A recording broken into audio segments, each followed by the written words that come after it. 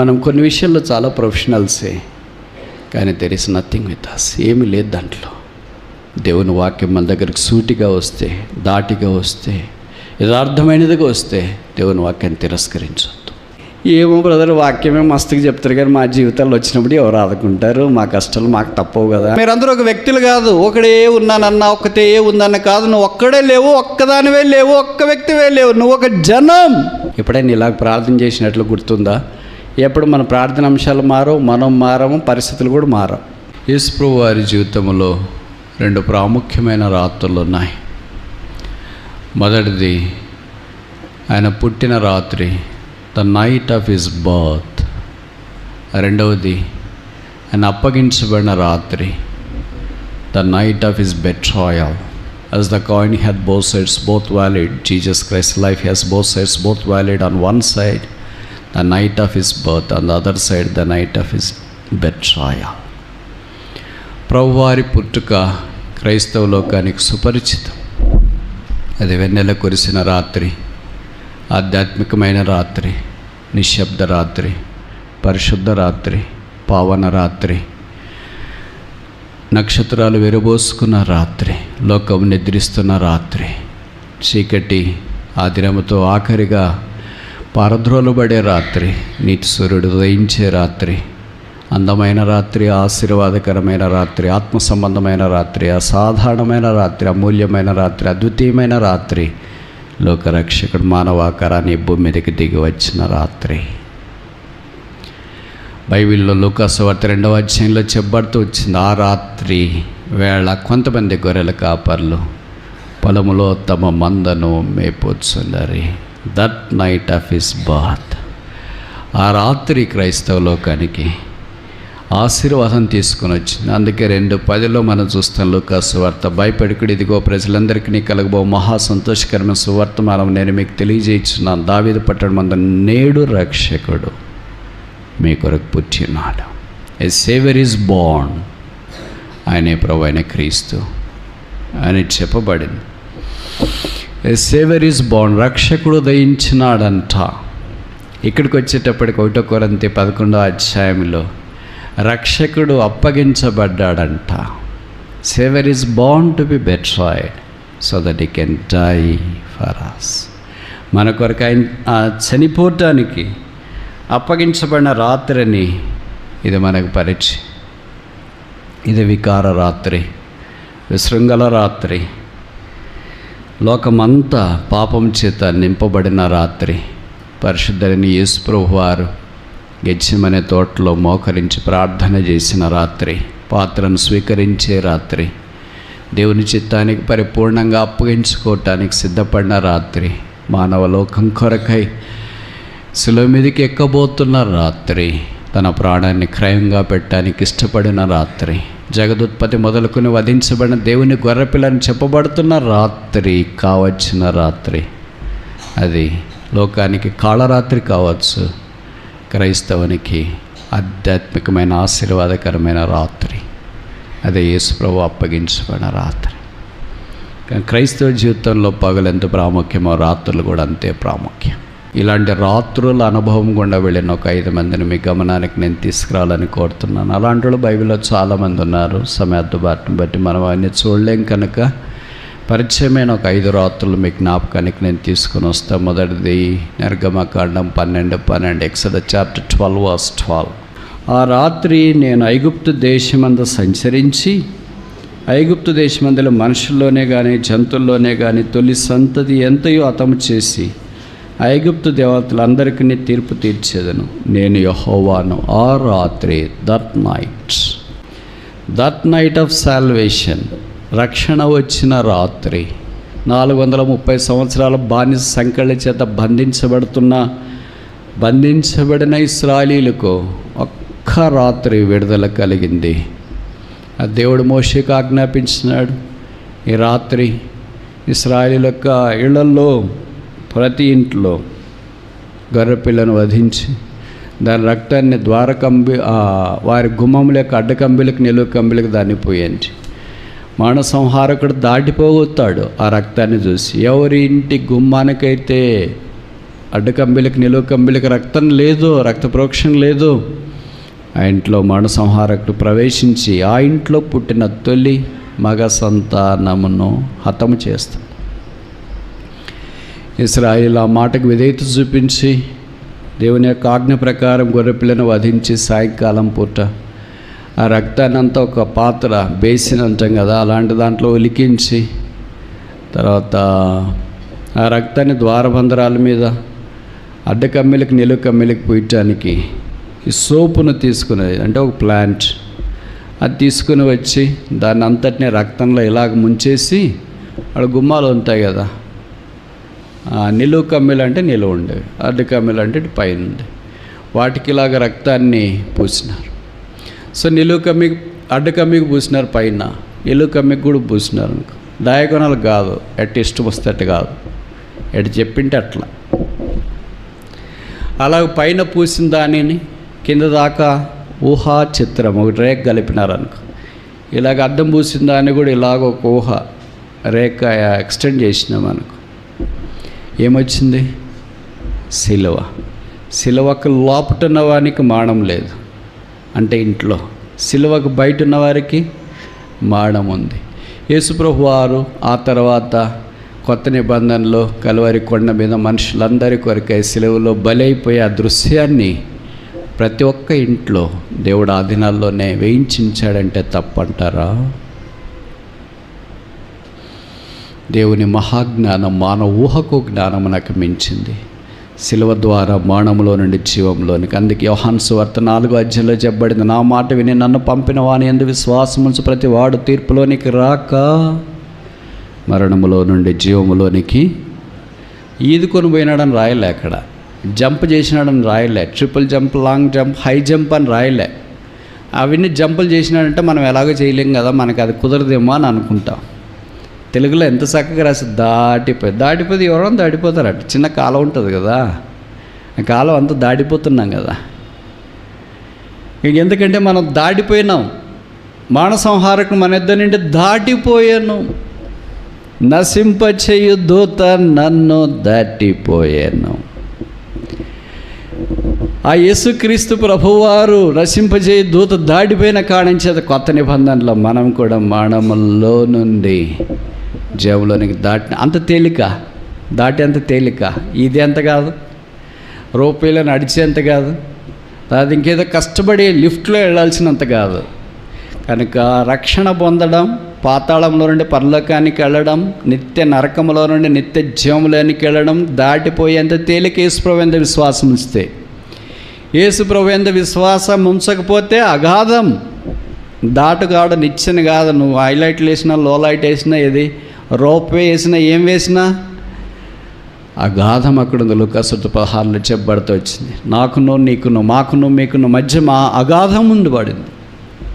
అందుకనే మరలా జ్ఞాపకం చేస్తున్నాం, ఇంకా యేసుని అంగీకరించకుండా, పాపక్షమాపణ మారు మనసు పొందకుండా పర్వాలేదులే అని అనుకొని వస్తున్నాం ఇక్కడికి.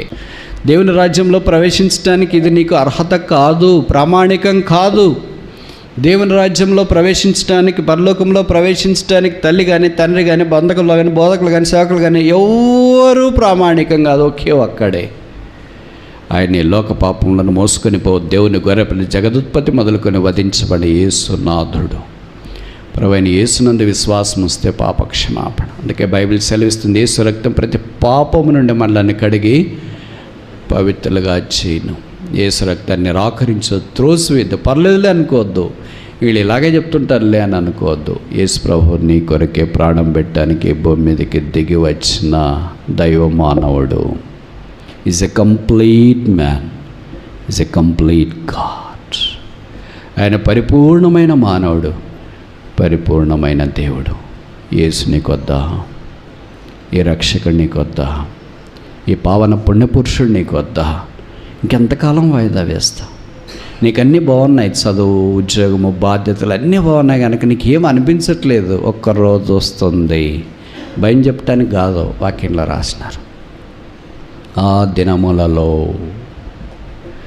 ఆ దినాలు వస్తే ఆ కాలం వస్తుంది, అది ఊహకు అందనంత కాలం, భయోత్పేతకమైన కాలం. ఈ దినాల్లో చూస్తున్నాం కదా, యుద్ధాలు, ఎంత తీవ్రంగా ఉన్నాయి. ఒక్కపూట కరెంటు పోతేనే కరెంట్ ఆఫ్ చేసిన వాళ్ళు తిట్టుకుంటే ఎవడు ఎప్పుడు కరెంట్ తీసేస్తున్నాడు, ఏం మంచి పని చేసుకుందాం కరెంట్ తీసేది. ఒకపూట కరెంటు పోతేనే ఇంత తిట్టుకుంటే యుద్ధ వాతావరణం జరిగే ప్రాంతాలు ఎలాగుంటుంది? ఒకసారి పోయిందంటే ఇంకెప్పుడొస్తో జీవితంలో సచ్చేదాకా నమ్మకలేదు. అలాగే నీళ్లు, అలాగే wash, name it any facility, you cannot imagine the రెస్టరేషన్కి తిరిగి సమకూర్చబడతాయనే నమ్మకం లేదు. అలాంటి భయోత్పాతకమైన పరిస్థితులు ప్రపంచమంతా అంతటా ఆవరించి ఉన్నాయి. మానవుడా, యేసుప్రభు రాబోతున్నాడు అంటానికి అవన్నీ సూచనలు కావా? బైబిల్లో రాసిరా మాటలు, మేము చెప్పేవి కాదు. యుద్ధమును గూర్చి, యుద్ధ సమాచారం గురించి మీరు వినబోదురు. వింటూనే ఉన్నారు, చూస్తూనే ఉన్నారు, మీడియాలో కొన్ని చోట్ల షేర్ చేస్తూనే ఉన్నారు, కొన్నిసార్లు మాట్లాడుతూనే ఉన్నారు. కానీ నీ హృదయాన్ని యేసుప్రభువుకు అప్పగించుకోవటానికి ఎందుకు ఆలస్యం?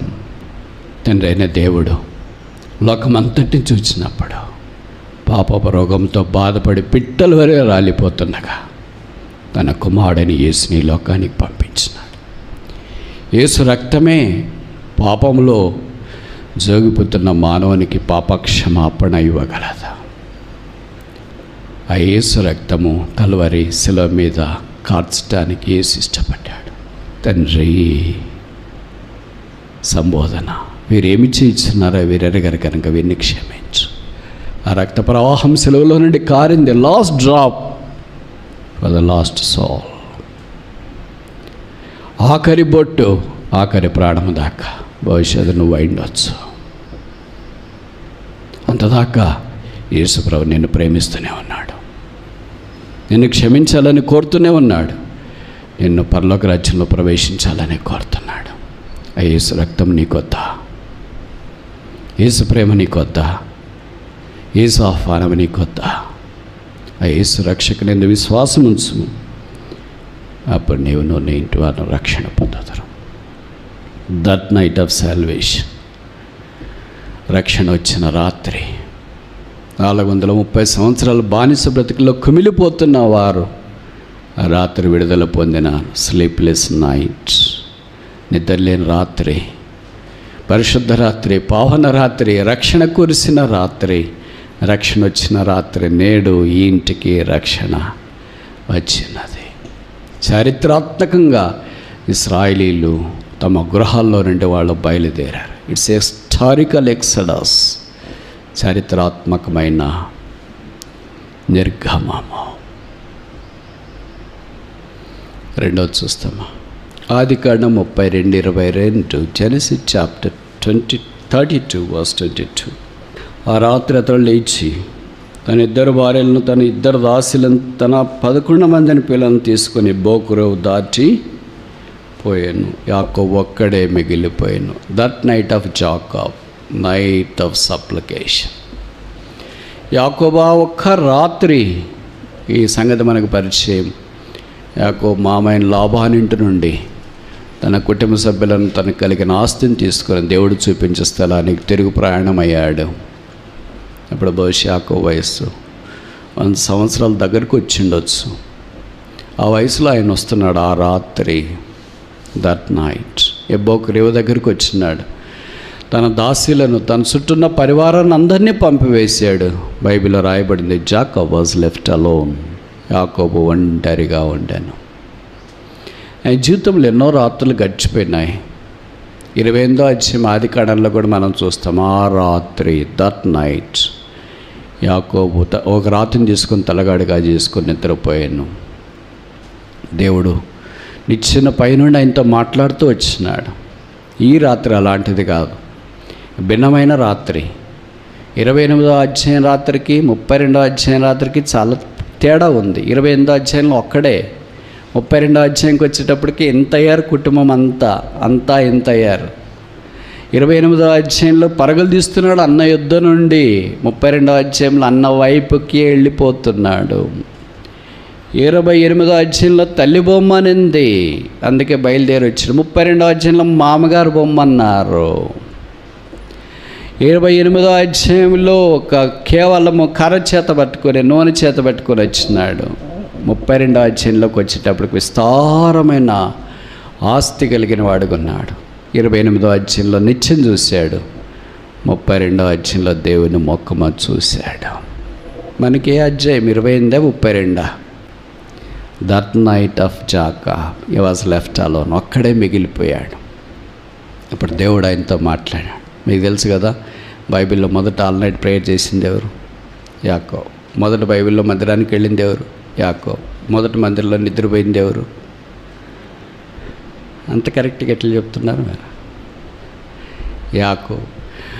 మొదట మందిరంలో దేవుని స్వరం వినేది ఎవరు? యాకోబు. All things related to spirituality are centered around a person called Jacob. ఇప్పుడు యాకోబుతో దేవుడు డీల్ చేయాలని సంకల్పించినాడు. ఆ రాత్రి ఆల్ నైట్ ప్రేయర్. ఒక ఆల్ నైట్ ప్రార్థన చేయాలంటే వచ్చిన వాళ్ళకి చాలా కష్టంగా ఉంటుంది కదా. అందుకే లీడ్ చేసేవాళ్ళు ఏం చేస్తారు? ముందుకు రండి, వెనక కూర్చొని, లేచి నిలబడండి, టీ తాగండి, కాఫీ తాగండి, పాటలు పాడండి, ఇవన్నీ చెప్తారో ఆప్సోపాలు. ఎందుకంటే నిద్ర మాత్రాన్ని తప్పించాలని ఇవన్నీ ప్రయత్నం అయినా వాళ్ళకి నిద్రపోయే వాళ్ళు ఉంటారు, ఎవరికి కనబడకుండా. ప్రార్థన అయిపోతే అప్పుడే అయిపోయిందే. భక్సింగ్ గారు ఆల్ నైట్ ప్రార్థన చేయిస్తున్న దినాల్లో అంత ప్రార్థన అయిపోయిన తర్వాత వెనక్కి వచ్చి, brother did you enjoy the prayer meeting? మనం enjoyment, I enjoyed fully the sleep. ప్రార్థన అంటే it's enjoyment with God, talking to God, దేవునితో మాట్లాడడం, దేవునితో సంభాషణ చేయడం. అందుకే యాకోబు ఒక మనుషునితో మాట్లాడినట్లు దేవునితో ఆయన మాట్లాడాడు. 20 ఏళ్ళు లాభానంటే ఇలాంటిది లేదు. ఇప్పుడు వచ్చింది. ఆ రాత్రి తన జీవితాన్ని మార్చివేసింది, తన డైరెక్షన్ మార్చివేసింది, తన డివోషన్ మార్చివేసింది, తన డ్యూటీని మార్చివేసింది, తన జీవితాన్ని పూర్తిగా మార్చివేసింది. దేవుడు ఆయన్ను దర్శించడానికి ఇష్టపడ్డాడు. బైబిల్లో రాయబడింది, ఆయన ఆశీర్వాదము నొందిన వాడై తిరిగి వెళ్ళాను. ఆ రాత్రి ఆయన చాలా ప్రార్థన చేశాడేమో.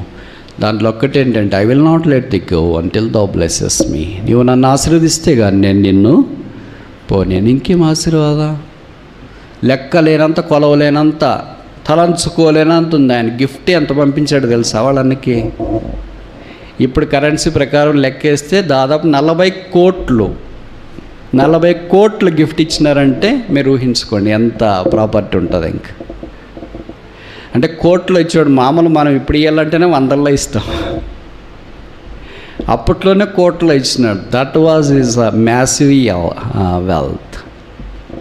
అలాంటి వాడికి ఇంకా ఆశీర్వాదం కావాలా? అదంతా భౌతికమైన ఆశీర్వాదం. ఇప్పుడు ఆత్మ సంబంధమైన ఆశీర్వాదం. I will not let thee go until thou blesses me. నీవు నన్ను ఆశీర్వదిస్తే కానీ నేను నిన్ను పోనీ. ఎప్పుడైనా ఇలాగ ప్రార్థన చేసినట్లు గుర్తుందా? ఎప్పుడు మన ప్రార్థన అంశాలు మారవు, మనం మారము, పరిస్థితులు కూడా మారవు. ఎందుకంటే మనం దైవికంగా భవిష్యత్తు ప్రార్థన చేయట్లేదేమో, దేవుని చిత్తానుసారంగా మనం ప్రార్థన చేయట్లేదు. మన ప్రార్థన చిత్తం ఎలాగుంది? కొంత ప్రార్థన అంటే అన్నీ మానేసి ప్రార్థన చేస్తారు. అన్నీ మానేసి చేయమని ప్రతిరోజు కాదు, ఎప్పుడో ఒకసారి చేస్తే దట్స్ ఫైన్. కానీ భర్తని, భార్యని, కుటుంబాన్ని, ఉద్యోగాన్ని, మందిరం అన్నీ మానేసి చేయమంటే నేను ప్రార్థనలో ఉన్నాను కదా. అట్లా ఎవరు లేరు బ్రదర్ బైబిల్లోనా? వాళ్ళు పనులు చేసుకుంటూనే ఉన్నారు బ్రదర్. కొన్నేళ్ళు లాంటి వాడు ప్రార్థన చేసినాడు, పని చేసుకుంటూనే ఉన్నాడు. పేతురు లాంటి వాడు ప్రార్థన చేసిన, పని చేసుకుంటూనే ఉన్నాడు. బైబిల్లో walking on one side for a secular reason, walking on the other side for a spiritual reason in terms of prayer. Blessed is a person who has a balanced life. మనది ఏదైనా ఒకటే కదా, అతివృష్టి అంటాం తెలుగులో. మీకు తెలుగు వచ్చిన వాళ్ళకి అర్థమవుతుంది. అతివృష్టి అంటే వర్షం పడితే పూర్తి పడుతూనే ఉంటుంది, ఆగదు. రాకపోతే ఎంత కవర్కున్నా రాదు. దాన్ని ఏమంటారంటే అతివృష్టి అండి. అనావృష్టి కూడా ఉంటుంది. అనావృష్టి పూర్తిగా అనావృష్టి, ఏం వర్షమే పడదు, ఎన్ని రోజులు కాదు, సంవత్సరాలైనా కూడా పడదు. అనావృష్టి ఉంటుంది, అతివృష్టి ఉంటుంది. అట్లా కాదు, అనావృష్టి కాదు, అతివృష్టి కాదు, ఆధ్యాత్మిక వృష్టి. అంటే ఏది ఎంత అవసరం. మనం శరీరంలో ఉన్నాం కదా, మనమేం ఆత్మలో లేం కదా. శరీరంలో ఉన్నాం కనుక శరీరానికి కూడా నిద్ర అవసరము, ఆహారం అవసరము, తర్వాత కుటుంబం అవసరము, ఇవన్నీ అవసరమై ఉన్నాయి. ఈ శరీరం క్షీణిస్తే ఏం ప్రాబ్లం సేవ చేస్తాం? మనం శరీరం లేకుండా సేవ చేసేకపోయామనుకో, బయట ప్రజలు పారిపోతారు. ఏమైనా దయ్యం వచ్చింది మా ఊరికి కూడా, మా మందిరంలో కూడా దయ్యం తిరుగుతుంది బ్రదర్ అని పారిపోతారు. మన శరీరం ఉంది కనుక వాళ్ళకి దయ్యం అనే పేరు లేకుండా పరిశుద్ధులు, సేవకులు, బోధకులు, కాపర్లు, సిస్టర్స్, బ్రదర్స్ అనే పేరు. గమనించాలా? యాకోబు ప్రార్థన చేసిన, నాకు తెలిసి అంత ప్రార్థన పనులు ఎవరు లేరు అనుకుంటా. దేవుడు ఆయనతో మాట్లాడినాడు, ఆశీర్వదించినాడు, ఆయన గొప్పవాడయ్యాడు. అబ్రహాం కడుపులో నుండి ఇస్సాకు కడుపులో నుండి యాకోబు కడుపులో నుండి దేవుని యొక్క వాగ్దానాల్లో పరంపర కొనసాగింపు వచ్చినట్లు వాక్యంలో మనం చూస్తున్నాం. మన ప్రార్థనా జీవితం is questionable. That night of prayer మన క్రైస్తవ జీవితంలో ఎప్పుడైనా ఉందా? ఆ రోజు ప్రార్థన చేసింది ఉంది కనుకనే నేను ఇక్కడున్నా. ఆ ప్రార్థనే లేకపోతే, ఆ రాత్రి ప్రార్థన చేయకపోతే, ఆ రాత్రి దేవుడు దర్శించకపోతే, ఆ రాత్రి దేవుడు మాట్లాడకపోతే, ఆ రాత్రి దేవుని యొక్క స్వరం నేను విని ఉండకుండా ఉంటే బహుశా ఇది నేను ఉండేవాడిని కాదు అనేది ఏమైనా ఉందా మనకి? బహుశా అలాంటిది లేదేమో. ప్రభువైన యేసు తను అప్పగించబడిన రాత్రి, one knight of Jesus Christ and his betrayal has brought a phenomenal change across the world. యేసు ప్రభువారు అప్పగించబడిన ఆ రాత్రి, ఆ మానము ప్రపంచములో యేసునందు విశ్వాసం ఉంచిన వారి జీవితాల్లో చెప్పలేనంత సమానమైన మార్పు తీసుకుని వచ్చింది. మన జీవితాల్లో కూడా ఒక్క రాత్రి తీసుకురాగలదు. యాకోబు వలె మనము ప్రభు సన్నిధిలోకి వస్తే. మూడవది చూస్తామా? సమూయేలు 2వ గ్రంథం 7వ అధ్యాయం 4వ వచనం. 2 Samuel chapter 7 verse 4. అయితే ఆ రాత్రి యెహోవాకు నాతానుకు ప్రత్యక్షమై సెలవిచ్చినదేమనగా, దట్ నైట్ ఆఫ్ నేతాన్, నాతానుతో దేవుడు మాట్లాడిన రాత్రి. నాతాను దేవుని యొక్క వాక్యము తెలియచేయటానికి ప్రభు వాడుకున్న ప్రవక్త. దీనికో పేరు పెడదాం, దట్ నైట్ ఆఫ్ స్క్రిప్చర్స్, వాక్యము ప్రత్యక్షమైన రాత్రి. ఈ సంగతి అంతా మనకు పరిచయము. దావీదు దినాల్లో 2 ప్రవక్తలైన పరిచారకులు లేదా ప్రవక్తలుగా ఉన్నారు. ఆయన డిస్పెన్సేషన్లో నాతాను ఒకళ్ళు, తర్వాత గాద్ ఒకళ్ళు. వీళ్ళిద్దరూ ఆయనకు ఆత్మీయంగా సహాయం చేస్తూ వచ్చినట్లు వాక్యంలో మనం చూస్తాం. 40 ఏళ్ళు ఇశ్రాయేల్ పరిపాలించాడు. దావీదు రాజు అయినప్పుడు 30 సంవత్సరాలు, చనిపోయేటప్పటికి 70 సంవత్సరాలు. 40 సంవత్సరాలు దేవుని ప్రజలైన వారిని ఆయన దేవుని సంకల్పం చొప్పున సేవ చేసిను అనే అపోస్తల కార్యాలు 13వ అధ్యాయంలో మనం చూస్తాం. ఇప్పుడు నలుదిశల నుండి దావీదుకు నెమ్మది కలిగిన తర్వాత దావీదుకి ఎప్పుడు హృదయంలో ఒక మాట ఏంటంటే, how shall I bring the ark of God to Jerusalem? యెరూషలేంలోనికి నేను దేవుని మందసాన్ని ఎలాగూ తీసుకొని రాగలను? How can I? ఉద్యోగం వచ్చిన తర్వాత మనకి ఇలాంటిది ఉండదు. How can I earn money, how can I do this, that's all good but not the best. Then what is the best? How can I bring the glory? దేవుని మందసాన్ని నేను ఎలా యెరూషలేంలోనికి తీసుకురాగలంటే, మందసము దేవుని యొక్క మహిమను జ్ఞాపకం చేస్తుంది. అలాగే మనకు ఉద్యోగం వచ్చినా, చదువు వచ్చినా, సీట్ వచ్చినా, పెళ్ళైనా, పిల్లలైనా, ఏం చేయాలో ఇదే ఆలోచన ఉండాలి. How can I? This is the spirit of David. అదే సౌలుకు కూడా ఆత్మ ఉంది. ఆయన సౌలు ఆత్మ ఏంటి? How can I kill David? That was the spirit of Saul. Spirit of David దావీదు ఆత్మన, సౌలు ఆత్మన? చెప్పరేంటి? రెండునా? ఆదివారం దావీదు ఆత్మ చెప్పులు వేసుకొని బయటికి వెళ్ళిన తర్వాత, సౌలా ఎక్కడున్నా వచ్చేసేయి. సౌలు దావీదుని చంపడం ఒక వ్యక్తి కాదు. David was not a single entity. Remember this, every believer is not a single entity. ప్రతి ఒక్క విశ్వాసం ఒక వ్యక్తి కాదు, ఒక వ్యవస్థ. David was not a single person. David is a nation. దావీదు ఒక జనం. క్రైస్తవ విశ్వాసకుడు మీరందరూ ఒక వ్యక్తులు కాదు. ఒకడే ఉన్నానన్నా, ఒక్కతే ఉందన్న కాదు. నువ్వు ఒక్కడే లేవు, ఒక్కదానివే లేవు, ఒక్క వ్యక్తివే లేవు. నువ్వు ఒక జనం. You are a nation. ఏమో బ్రదర్, వాక్యమే మస్తుగా చెప్తారు కానీ మా జీవితాల్లో వచ్చినప్పుడు ఎవరు ఆదుకుంటారు, మా కష్టాలు మాకు తప్పవు కదా అని అనుకున్నాను. That's true.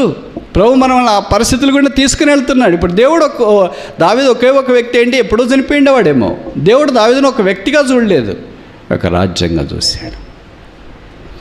దావీదు దేవుని యొక్క చిత్తములో ఉన్నవాడు కనుక దావీదులో నుండి ఎవరు రావాలా? యేసుక్రీస్తు ప్రభువు రావాలా. యేసుక్రీస్తు ప్రభువులో నుండి ఎవరు రావాలా? కనాన్లో ఉన్న నువ్వు నేను రావాలా. కనుక దావీదు చంపడితే యేసుప్రభు ఎలాగొస్తాడు? యేసుప్రభు లేకపోతే మనమంతా ఎలాగొస్తాము? ఓ సౌలా, నువ్వు చంపేది ఒక వ్యక్తిని కాదు, ఒక దేశం, పరలోకం, మహిమా దేశం, రాబోతున్న దేశం. అందుకే దావీదు మీద పలుమార్లు దాడి చేసిన సౌలు దాడులన్నీ విఫలమయ్యాయి. చంపటానికి పూనుకున్నాడు, చచ్చాడు. కానీ చంపబడాలని పరుగులు తీసినాడు, బతికాడు. అర్థమైంది అనుకున్నా మీకు? సౌలు దావీదుని చంపాలనుకున్నాడు. ఎవరి ముందు చచ్చాడు? దావీదు ముందు చచ్చాడు, సౌలు చచ్చాడు. సౌలు చనిపోయినట్లు 1 సమూయేలు గ్రంథం ఆఖరి అధ్యాయంలో చెప్పబడుతుంది. సమూయేలు 2వ గ్రంథంకి వచ్చేటప్పుడు మొదటి అధ్యాయంలోనే దావీదు ఇలాగ విలపించినాడు, అయ్యయ్యో బలాఢ్యులు పడిపోయేరే. ఇప్పుడు లేచి ఆ స్థానంలో ఉండటానికి ఇష్టపడ్డాడు. దేవుని మహిమ తీసుకురావాలని కోరాడు. ఎవరైతే వారి వ్యక్తిగత కుటుంబ సంఘ జీవితాల్లో దేవునికి మహిమకరంగా జీవించాలనుకున్నారో వారు దావీదు కుమారులకు స్థానంలో ఉన్నారు. ఎవరైతే మా ద్వారా మహిమ రాకుండా మహిమ వచ్చే వాళ్ళని కూడా చంపాలనుకుంటున్నారో, చంపాలంటే కత్తితో కాదు, మాటలతో. అర్థమైంది ఇక? అలాంటి వారు సౌలు యొక్క ఆత్మతో ఉన్నారు. వాళ్ళు ఓడిపోతారు నిశ్చయం. దావీదులు గెలుస్తారు నిశ్చయం. బైబిల్లో రాయబడింది. అబ్రహాంతో దేవుడు చెప్పిన మాట, నిశ్చయముగా నేను నిన్ను ఆశీర్వదిస్తా. Surely I will bless thee. అందుకే యోహాను సువార్త, లూకా సువార్తలో యేసుప్రభు వారు ఏం చెప్పిన మాట ఏంటంటే, నిశ్చయముగా నేను మీతో చెప్తున్నాను. భక్సింగ రక్షణలోనికి రావడానికి ఆధారమైన వాక్యం యోహాను 3:3 తెలుసు కదా మనకి. ఈ must be born again, surely I say unto you. నిశ్చయం. ఇదేదో సరదాగా చెప్తున్నాడు, దారిమడి పోయి ఇట్లప్పుడు చెప్తున్నాడు, ఖాళీగా ఉన్నాడు కనుక చెప్తున్నాడు కాదు. This true. Surely I will bless the. నేను నిశ్చయముగా నేను ఆశీర్వదిస్తాను. ఇప్పుడు కొన్ని ప్రశ్నలు అడిగితే జవాబు చెప్పడానికి మీరు ప్రయత్నం చేయండి. మీ అందరికి వచ్చు, కానీ మీ మైండ్ 1 నిమిషం అట్లా పని చేయటానికి ప్రయత్నించండి. నాతాను ప్రవక్త దావీదు దగ్గరికి ఎన్నిసార్లు వచ్చాడు?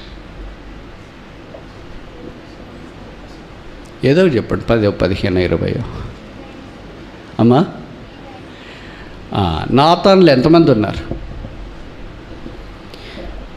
నాతాను అంటే గిఫ్ట్ ఆఫ్ గాడ్, దేవుని వరము అని అర్థం. ఎవరికన్నా పెళ్ళిళ్ళయి మీరు కొడుకుని ఎక్స్పెక్ట్ చేస్తుంటే ఈ పేరు కూడా కన్సిడర్ చేయండి. దావీదు లాంటివాడికే పరిచయం చేసినాడంటే అంత సన్నబన్న ప్రవక్త కాదు. దావీదు లాంటివాడినే ఎదిరించినాడంటే అంత తేలికైన ప్రవక్త కాదు. దావీదు దగ్గరికి వెళ్ళి, ఆ రాజు నువ్వే అని చెప్పలే. ద వాట్ దట్ మ్యాన్, ఆ మనుష్యుడవు నీవే. దావీదుకి నాతాను ప్రవక్త అంటే కూడా చాలా ఇష్టం. ఎందుకో తెలుసా? సాధారణంగా మనల్ని కరెక్ట్ చేసేవాళ్ళు మనకి ఇష్టం ఉండరు. మనల్ని పొగిడేవాళ్ళు, మన వైపు చెప్పేవాళ్ళు, మనం అయ్యో అట్లప్ప ఇట్లక్క ఇట్లన్నా అని చెప్పేవాళ్ళు అంటే మనం చాలా ఇష్టపడతాను. అండి బ్రదర్ కూర్చొని తిందు, ఏం బ్రదర్ ఇలాగ చేసినావు, ఆ టీ అన్న తాగొస్తాం అనుకో, టీ లేదు, ఏం లేదు, పాలు రాలేదు బ్రదర్, ఈరోజు నీళ్ళు రాలేదు బ్రదర్, కరెంటు కూడా లేదు బ్రదర్. ఎందుకంటే మనకి కరెక్షన్ చేసేవాళ్ళు ఇష్టం ఉండదు. That's our nature. దావీదు అలాంటి రకం కాదు. ఆయన కరెక్షన్ ఇష్టపడ్డాడు, నాతాన్ని ఇష్టపడ్డాడు. ఆ మనుషుడు నువ్వేంటే చంపేనరా అంటే, ఎవడక్కడా? చిత్తం మహాప్రభు అని దాసులు వచ్చింటారు, తీసుకెళ్ళి కొట్టేసింటారు కదా. దావీదు అలాగ చేసిన వాడుగా తన కొడుకులు పుడితే నాతాను పేరు పెట్టాడు దావీదు. తెలుసా మీకు అది? ఎంత ఇష్టమంటే ఆ పేరు పెట్టుకుంటారు.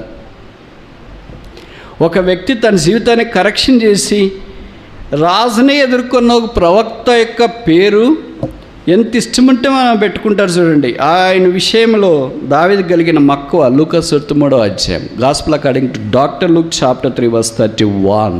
ఎల్యాకీము మెలేయాకు, మెలేయ మెన్నాకు, మెన్నా మత్తతాకు, మత్తత నాతానుకు, నాతాను దావీదుకు,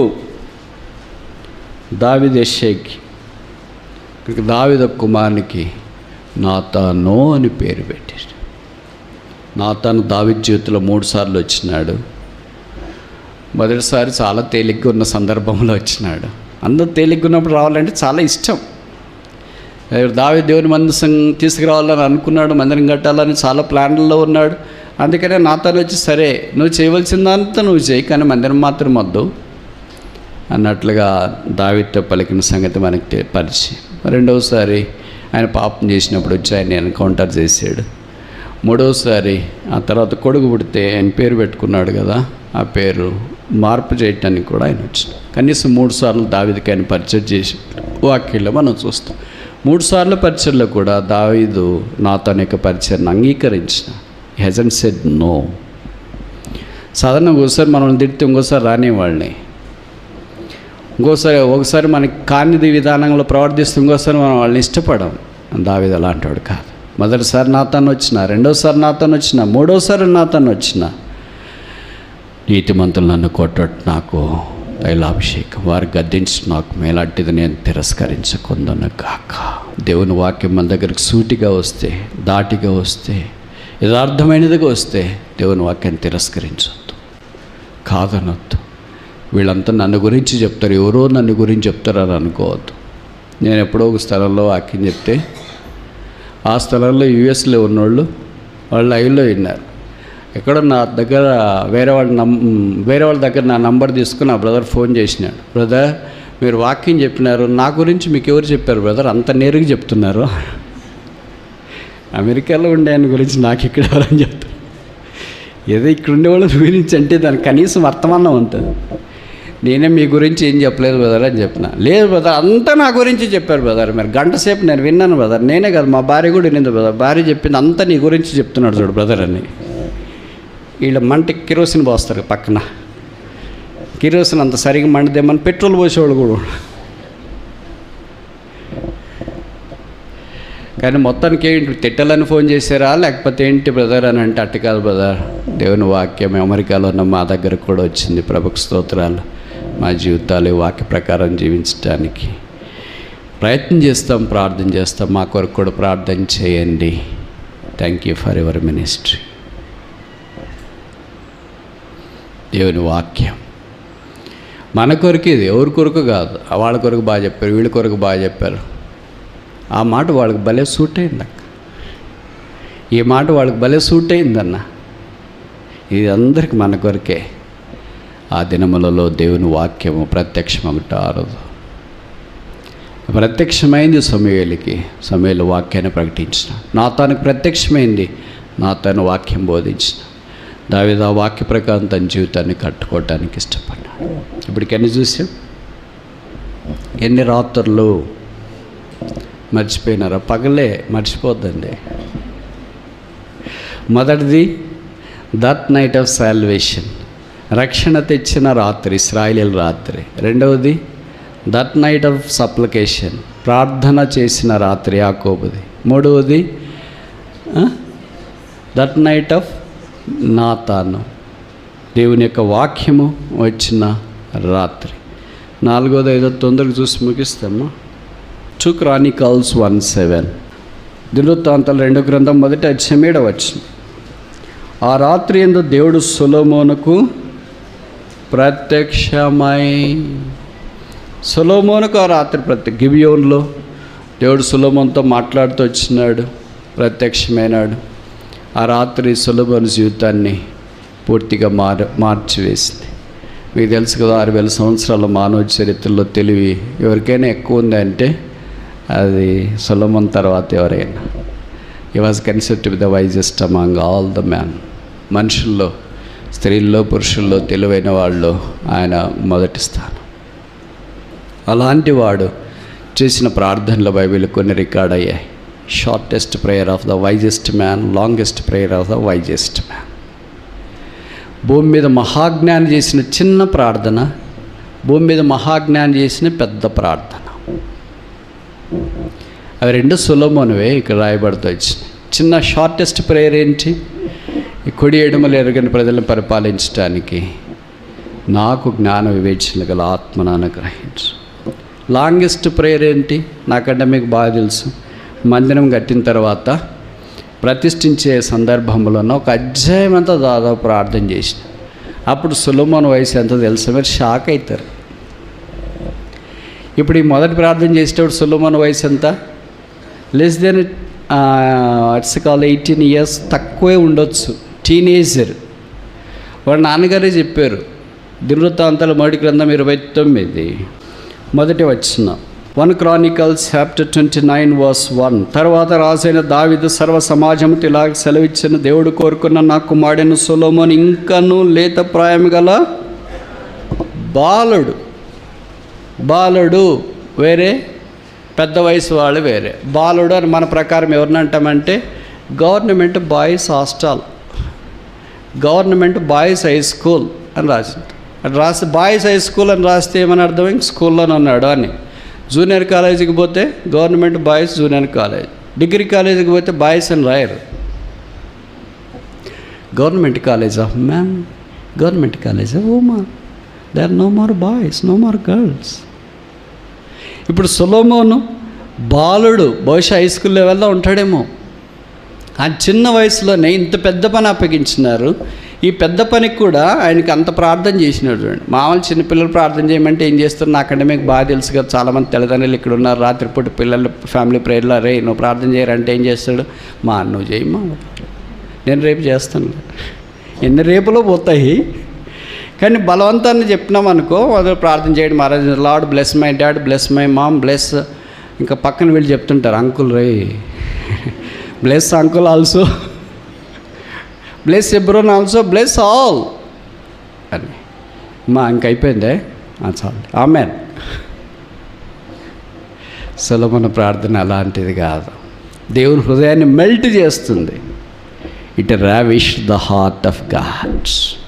మనం ప్రార్థన చేస్తే అలాగ ఉండాలి. It should ravish the heart of God. దేవుని హృదయం పరవశం కావాలి. అర్థమవుతుంది తెలుగు పదాలు? అదేమో తెలియదు కానీ మనకు నిద్ర వస్తుంది ప్రార్థన చేస్తే.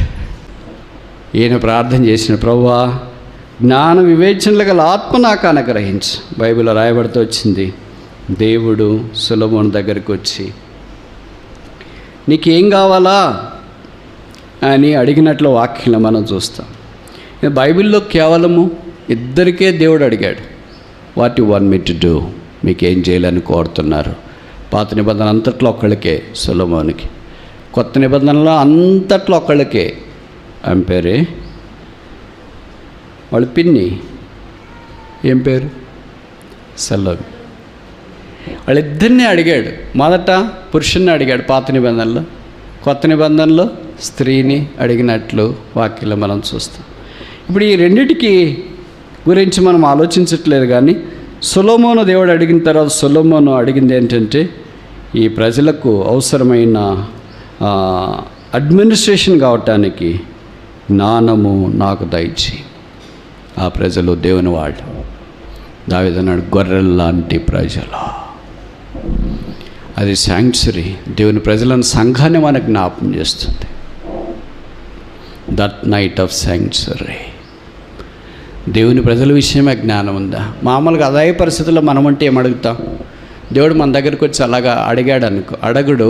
ఆయన ఎప్పుడు పొరపాటు చేయడు కదా. మన దగ్గరికి వచ్చి మీకు ఏం కావాలమ్మా, ఏం కావాలో బ్రదర్ అని అడుగుతాడా? అంత లేదు. ఎందుకంటే మన సంగతి ఆయనకి బాగా తెలుసు. అందుకనే అడగక మునిపే ఇచ్చేస్తాను మీకు. వాళ్ళు మాత్రం ఏం అడుగుతారో చూసిన. అందుకనే ప్రభు సొలొమోను దగ్గరికి వచ్చి నీకేం కావాలన్నాడు. మన దగ్గరికి వచ్చిన తర్వాత నీకేం కావాలని అడగడు. ఎందుకంటే ఏం కావాలని అడిగితే మనకు ఒకే పాయింట్ ఉండదు కదా. ప్రభువా, అది ఫైల్ ఒకటి పెట్టినాను, పెన్ డ్రైవ్లో తీసుకొని వచ్చేస్తాను. ఇన్ని ఉంటాయి. కొంతమంది ఫైల్స్ కదా వాళ్ళకి, అదేంటంటే బ్యాకప్పా, మెమరీ, అదే తీసుకొని వచ్చి ఇస్తాం. ప్రభు, దీంట్లో అన్నీ చాలా ఉన్నాయి. మా అమ్మ, మా నాయన, మా తమ్ముడు, మా చెల్లి, మా ఇరుగు పొరుగు, మందిరం, అన్నీ. ఓన్లీ వన్, ఒక్కటే అడుగు. ఏమడుగుతావో ఒకటే చాయిస్. ఏం కావాలో నువ్వు కోరుకో. Only one person in the whole Bible who can make a right choice, that's Solomon. ఇంకెవరు అంత రైట్ చాయిస్ కోరరేమో. ఎందుకంటే దేవుడు ఎవరిని అడగలేదు. ఆదామా నీకేం కావాలంటే ఆదాం చాలా చెప్పింటాడు, మేము తోటలోనే ఉంటాం, బయటికి వెళ్ళాం, మా ఆవిడ ఇక్కడే బాగుందని చెప్పిందండి అని. అలాగే హెబెలు నీకేం కావాలో కోరుకుంటే మా అన్న చంపడానికి వస్తున్నాడు ప్రభు, వాడు ముందే ఘోరమైనడు, కనిపిస్తే చంపేస్తాడు, కనుక ఎలాగ నన్ను బతికించని. అబ్రహామా నీకేం కావాలా, ఏం కావాలంటావు కదా ప్రభు, ఇంత ఆస్తికి వారసుడు ఎలియాజర్ అయిపోతాడే, నా కడుపున కొడుకు పుడితే ఎంత బాగుందో. అందుకే అబ్రహాం దగ్గరికి వచ్చి అలాగ అడగలేదు. ఇస్సాకు నీకేం కావాలా, యాకోబు నీకేం కావాలి, ఏం కావాలంటావు కదా ప్రభు. రెండు వైపులా ఆస్తి కావాలా, మన ఆయనది కావాలా, మా మామగారిది కూడా కావాలా, డబుల్ వీళ్ళకి బ్లెస్సింగ్. That's true. బైబిల్లో ఒకడికి డబుల్ బ్లెస్సింగ్ వచ్చింది తెలుసా. అది యాకోబుకే, వాళ్ళ మామ ఆస్తి వచ్చింది, వాళ్ళ ఆయనది కూడా వచ్చింది. ఇలాంటి వాళ్ళు అర్థగా ఉంటారు. ఇలాంటి వాళ్ళు ఎక్కడ ఉన్నారు చెప్పండి బ్రదర్ అని మాత్రం అడగొద్దండి. అబ్రహాం ఆస్తి సంపాదించుకున్నాడు, ఇస్సాకు అయితే అబ్రహాం యొక్క ఆస్తి వచ్చింది. యాకోబుకి ఇలా కాదు, అబ్రహామా ఇస్సాకు ఆస్తి వచ్చింది, ఎందుకంటే ఒకే కొడుకు కదా. అలాగే వాళ్ళ మామను కూడా తీసుకొని వచ్చినాడు. అలా కొంతమంది ఉంటారు, అందరికీ అది జరగదు. కానీ ఇక్కడికి వచ్చేటప్పటికే దావీదుని కూడా దేవుడు అడగలే, మోషేని అడగలే. పెద్ద పెద్ద కాకలు తిరిగిన గొప్ప నాయకుల దగ్గరికి వెళ్ళి దేవుడు అడగలే. దేవుడు మోషేని అడిగితే, మోషే నీకేం కావాలంటే ఏం కావాలంటారు కదా ప్రభు, ఎంత కష్టపడింది అందుకే కదా, ఎందుకు కనాన్లో అడుగుపెట్టడానికి ఎలాగైనా అడుగుపెట్టించకపోయి, కావాలంటే అడుగుపెట్టిన వెంటనే చంపేయి పర్లేదు. దేవుడు సొలొమోను దగ్గరికి వచ్చాను, సొలొమోను నీకేం కావాలి. సరే, దేవుని యొద్ద నుండి మనం ఏం పొందాలని ప్రభు కోరుతున్నాడు. ఆయనే పాపులమైన మన కొరకే ప్రాణం పెట్టడానికి శిలువ మీదకి వెళ్ళి శిలువలో రక్తం కాచి చనిపోయిన యేసు దగ్గరికి వచ్చిన తర్వాత యేసు ప్రభు వారు మనల్ని అడిగాడు, మీకు ఏం చేయాలని కోరుతున్నాను. కీర్తనకాంతో పాటు ఆకాశమందు నీవు నాకుండగా లోకంలో నాకేమీ అక్కర్లేదు, నీకు వెలుపట నాకేమీ వద్దు. I want you, I want you, I want you 100 times, a number of times, I want you. I love you Jesus because you first loved me. ఆఖరి చూసి ముగిస్తామా? యోహాను సువార్త 21:4, జాన్ 21:4, 3వ వచనము తెలుగులో. సీమోను పేతురు నేను చేపల పట్టబోదునని వాడుతానుగా వారు మేమును నీతో కూడా వచ్చేదమని వారు వెళ్ళి ధోని ఎక్కిరి, కానీ ఆ రాత్రి ఏమీ పట్టలేదు. సూర్యోదయం మగుచుండగా యేసు దారిని నిలిచి. That night of emptiness talks about the sacrifice. వారి త్యాగాన్ని జ్ఞాపకం చేస్తుంది. దాదాపు 7 మంది రాత్రి అంతా చేపలు పట్టారు. They are skilfully highly professionals. అయితే వారు ఏం పట్టలేకపోయారు. మనం కొన్ని విషయాల్లో చాలా ప్రొఫెషనల్సే, కానీ there is nothing with us. ఏమీ లేదు దాంట్లో. అరే నాలాంటి వాడికి అపజయమా, నాలాంటి వాడు ఓడిపోతారు, నాలాంటి వాడికి ఉద్యోగం రాకపోవడమా, నాలాంటి వాడికి పెళ్లి ఫిక్స్ కాకపోవడమా, నాలాంటి వాడికి వీసా రాకపోవడమా, నాలాంటి వాడికి ఫైనాన్షియల్ ఇష్యూస్, నాలాంటి వాడికి సిక్నెస్, నా బాడీకి ఏంటి సిక్నెస్ రావడం ఏంటి, నేనేంటి ఇలా కావడం ఏంటి, నా వల్ల ఎందుకు ఇలాగైంది, ఎందుకు, why why why. They got nothing. రాత్రి ఏం పట్టలేదు. పేతురులాంటి భక్తులకి ఫెయిల్యూర్ అనే జీవితంలో ఒక పాఠం అయితే మనలాంటి వాళ్ళు ఎంత. అలాగని ఫెయిల్యూర్లోనే బదులు పేతురు లాంటి వాళ్ళకి వచ్చింది, మనం కూడా ఇలాగే ఉందామంటే జీవితాంతం అది కాదు వాళ్ళది. That was the last stage. ఆ తర్వాత అపోస్తుల కార్యాల్లో వాళ్ళు అడుగు పెట్టారు. Not like sheep, not like lambs, but like lions. సువార్తల్లోనంతా వాళ్ళు గొర్రెల వలే ఉన్నారు. అపోస్తుల కార్యాలు నిండా గొర్రెలు సింహాలు అయినాయి. ఎందుకంటే యూదా గోత్రపు సింహం పిల్లల్నే గంటది, గొర్రెలను గనదు. అందుకని ప్రభువాన్ని దర్శించినాడు. వారు తమ జీవితాలను ఒప్పుకున్నారు, ప్రభుకి అప్పగించుకున్నారు. ప్రభు అప్పుడు చెప్పాడు, ధోనికుడి వైపున వల వేశారు, విస్తారంగా పట్టారు, వాళ్ళు లాగలేకపోయారు. పేతురుతో ప్రభు మాట్లాడడం ఆరంభించారు. లవ్ ఇస్ దౌ మీ, నన్ను ప్రేమించుచున్నావా? No love no Christ. మనం చాలా విషయాలు ప్రేమ లేకుండా చేస్తాం. That is very dangerous. ప్రేమ లేకుండా పాటలు పాడవచ్చు, ప్రేమ లేకుండా వాక్యం చెప్పచ్చు, ప్రేమ లేకుండా మందిర కార్యక్రమాలు చేయొచ్చు. మరి ఎలాగ చేస్తున్నాం? డ్యూటీలో ప్రేమ లేకుండా చేసే అవకాశం ఉంది. But that's not possible with devotion. భక్తులు అలా కాదు. భయభక్తులు కలిగి ఉన్నప్పుడు with devotion will have love. భయభక్తులు కలిగి ఉన్నప్పుడు ఏమొస్తుంది? ప్రేమ వస్తుంది. ప్రేమ ఉంది కనుక భయభక్తులు వస్తాయి. ఈ ఫస్ట్ లవ్డ్ us. ఆయనే మొదట మనల్ని ప్రేమించిన. ఆయన ప్రేమకు కనీసం పోల్చదగింది కూడా ఏది లేదు. కనీసం దగ్గరకు వచ్చేది కూడా ఏమి లేదు. కనీసం ఆలోచించేంతది కూడా ఏమి లేదు. ఆ ప్రేమ వలయం చేత మనల్ని ఆవరించినాడు. ప్రేమ చేత మనల్ని ఆకర్షించిన. ప్రేమ చేత మనల్ని మూర్చిల్లేటట్టుగా చేసిన. ఆ ప్రేమతో ఆయన రాకడి కొరకు ఎదురు చూస్తున్నట్లుగా అవకాశం ఇచ్చిన. నేను వచ్చే వరకు తెరిచేయడు. 5 విషయాలు చూసిన. దట్ నైట్ ఆఫ్ సాల్వేషన్, రక్షణ వచ్చిన రాత్రి. రెండవది దట్ నైట్ ఆఫ్ సప్లికేషన్, ప్రార్థన చేసిన రాత్రి. మూడవది దట్ నైట్ ఆఫ్ స్క్రిప్చర్స్, వాక్యం వచ్చిన రాత్రి. నాలుగవది దట్ నైట్ ఆఫ్ సర్వీస్, దేవుని ప్రజలను సేవించాలని శాంక్చురీ, పరిశుద్ధ స్థలమైన గొర్రెల లాంటి ప్రజల కొరకైన జ్ఞానం కొరకు సులభం ప్రార్థన చేసిన. ఐదవది ఆఖరిది దట్ నైట్ ఆఫ్ సాక్రిఫైస్, ప్రభు కొరకు వారు త్యాగం చేసి తమ వలలను విడిచి యేసును వెంబడించాలనుకున్నాం. ప్రశ్న ఏంటంటే, ఈ 5 రాత్రుల్లో మనం ఏ రాత్రి దగ్గర ఉన్నాం? మొదటిదే, రెండవదే, మూడవదే, నాలుగవదే, 5 రాత్రులే లేవా? చెప్పండి. ఆలోచిస్తున్నారా ఎక్కడున్నానని? మీరు చెప్తారా నేను చెప్పాలా? మనం ఎక్కడున్నామో మనం తెలుసుకోవడం అంత కష్టమా? Is it that off to know hour weakness, failure?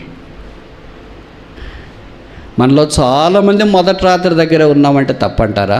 రక్షణ పొందినాం, నాశనపుత్రుడు దాటిపోయాడు, తర్వాత మనం ప్రభువులో ఆనందిస్తూ ఇదే బాగుంది అని అనుకుంటా ఉన్నాం. ఇంకా అక్కడి నుండి there is a lot to go ahead. ముందు చాలా వెళ్ళాలి. ఎంత పడిపోయి ఎంత పతనం అయిపోయా. అయితే ప్రభు యొక్క సిలువ ఉన్నంత దాకా తిరిగి ఆయన దగ్గరికి రావచ్చు. సిలువ మీద ప్రవహించిన రక్తం ఉన్నంత దాకా క్షమాపణ కోరవచ్చు. ప్రభు మనందరినీ అలాగ చేయలేని కోరిక. నాట్ ఓన్లీ యాకోబును మాత్రమే కాదు, మనందరిని అలాగ చేయలేని కోరిక. నాతోని మాత్రమే కాదు, మనందరిని అలాగ చేయలేని కోరిక. అలాగే సొలొమోను మాత్రమే కాదు, మనందరిని అలాగ చేయలేని కోరిక. ఇదిగో సొలొమోను కంటే గొప్పవాడు ఇక్కడ ఉన్నాడు. శిష్యులు మాత్రమే కాదు, మనందరినీ అలాగ చేయలేని కోరిక. నా యందు విశ్వాసం ఉంచేవాడు నాకంటే గొప్ప కార్యాలు చేస్తాడు. ఎంత పడిపోయాం, ఎంత పాడైపోయాం, ఎంత దూరం అయిపోయాం, ఎంత సిలువకు వెలపటైపోయాం. రాత్రి లేకుండా జీవిస్తున్నా. ప్రభువా, నీవు నా కొరకే అప్పగించబడిన ఆ రాత్రి నా జీవితాన్ని మార్చింది, నా బతుకును మార్చింది, నా ఆశయాలు, నా దృక్పథాలు, నా నావిగేషన్ అంతా మార్చివేసింది. అలాంటి రాత్రుల్లో నాకు దయచేయి. అలాంటి దాంట్లోకి నేను రాలేకపోతున్నాను, నన్ను క్షమించు.